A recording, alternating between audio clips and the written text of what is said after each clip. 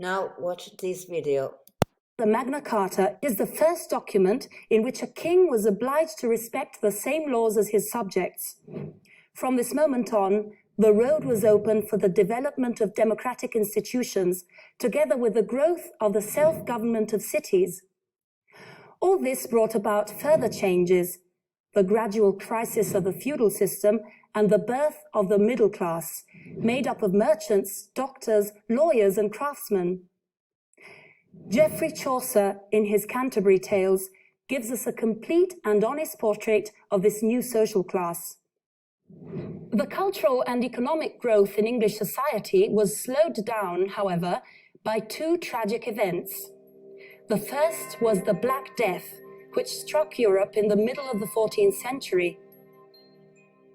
The second was the devastating 100 Years' War, fought against the French between 1337 and 1453. Following the destruction of this war, a new season of prosperity came. Well, actually much more than that. A period of rebirth was just around the corner. The discovery of America in 1492 freed up huge territories for European powers to conquer, while the rediscovery of classical Greek and Latin literature and the invention of movable type printing paved the way for a cultural revival. This culminated in the cultural movement known as humanism. The political stability created by the Tudor dynasty also helped bring about the Renaissance in England. Henry VIII's personal problems played a key role in the history of his country. In fact, during his reign, from 1509 to 1547, the Anglican Church grew from the separation from the Church of Rome. This signaled the start of Protestantism in England. The pretext for this break was the king's wish to marry Anne Boleyn, and the Pope wouldn't give the king his permission.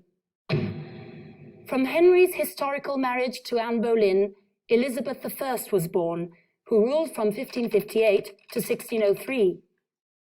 Her reign is known as the Golden Age because of its relative peace and prosperity. She also encouraged the colonization of North America, the state of Virginia being named in her honor. Elizabeth was the Virgin Queen because she never married. But this was also a golden age because of its literature, in particular thanks to the works of William Shakespeare.